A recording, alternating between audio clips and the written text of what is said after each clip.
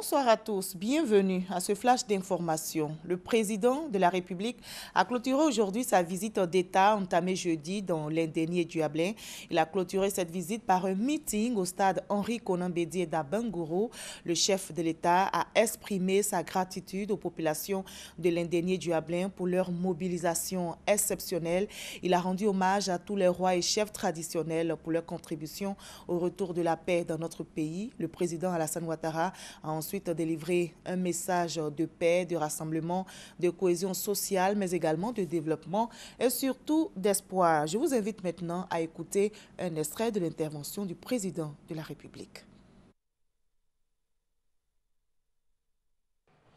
Jeudi dernier déjà, j'ai eu le grand privilège d'être reçu par Sa Majesté le roi du Djablin, Sa Majesté Nana Agnibilé II, à la cour royale d'Agnibilé-Kro. Dans la soirée, nous avons eu un autre grand privilège, celui d'échanger avec Sa Majesté Nana Bouakwasi III, roi de l'Indénié. Et cet après-midi, nous aurons le grand privilège, le grand honneur d'être reçus à la cour royale avec toute la notabilité, Dominique et moi-même et toute la délégation qui nous accompagne. Quelle marque d'amitié, de considération et quel grand honneur. Merci à leur majesté. Chères sœurs, chers frères de l'Indénié du Ablin, je voudrais profiter de ma présence ici dans le royaume pour rendre un hommage à tous les rois et chefs traditionnels de notre beau pays. Je sais que votre rôle est primordial. Oui, le rôle que vous jouez en faveur de la paix, de la réconciliation, et la crise que nous avons traversée l'a bien démontré. Grâce à vous, la cohésion sociale est revenue et la Côte d'Ivoire est en paix.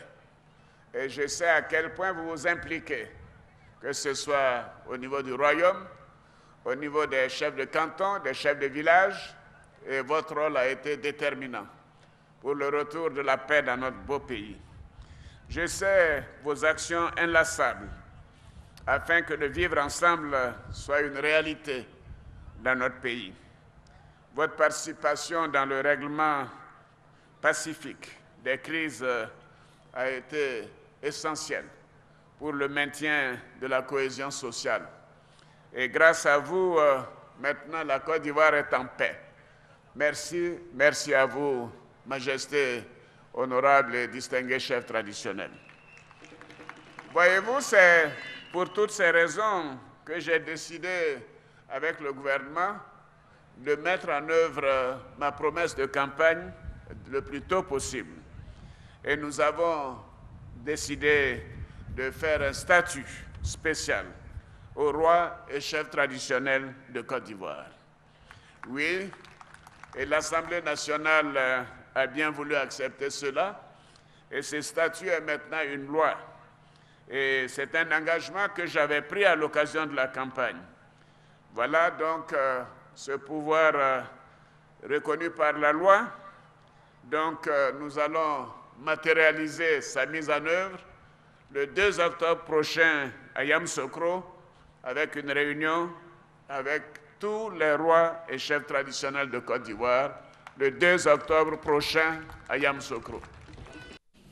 Nous reviendrons en détail dans le journal de 20h sur ce meeting de clôture avec nos envoyés spéciaux dans l'Indénié du Ablin. Hors de la Côte d'Ivoire, au Burkina Faso, les premières images de Michel Kafando, le président de la transition, a reçu la visite du président sénégalais, président en exercice de la CEDEAO Macky Sall et du président béninois Boni Yayi. Le président Macky Sall a fait un point sur la situation 2 jours après le coup d'État du général Diendéré. Selon Macky Sall, un schéma de sortie de crise se met en place et pourrait être annoncé ce samedi. 213 000, c'est le nombre de demandes d'asile enregistrées par les États membres de l'Union européenne entre avril et juin, soit une hausse de 85% par rapport à la même période l'an passé. La majorité sont des Afghans et des Syriens, des hommes, des femmes et des enfants qui voient se lever devant eux des murs et des barrières de barbelés comme à la frontière entre la Hongrie et la Croatie, nouvelle porte d'entrée de l'Europe pour ces candidats à l'exil. Nous sommes samedi. Notre invité de la page culture est Luc Glaï. Il est enseignant, titulaire d'une licence en lettres modernes, passionné de littérature. Il vient de publier son premier roman, Les déboires des Monous, où l'ami inséparable fait pleurer souvent. L'auteur développe dans ce roman les thèmes comme la trahison, l'amitié, les passions en milieu scolaire. Comment un ami inséparable peut-il faire pleurer souvent? La réponse dans l'édition de 20h avec notre invité de la page culture. On se retrouve donc tout à l'heure.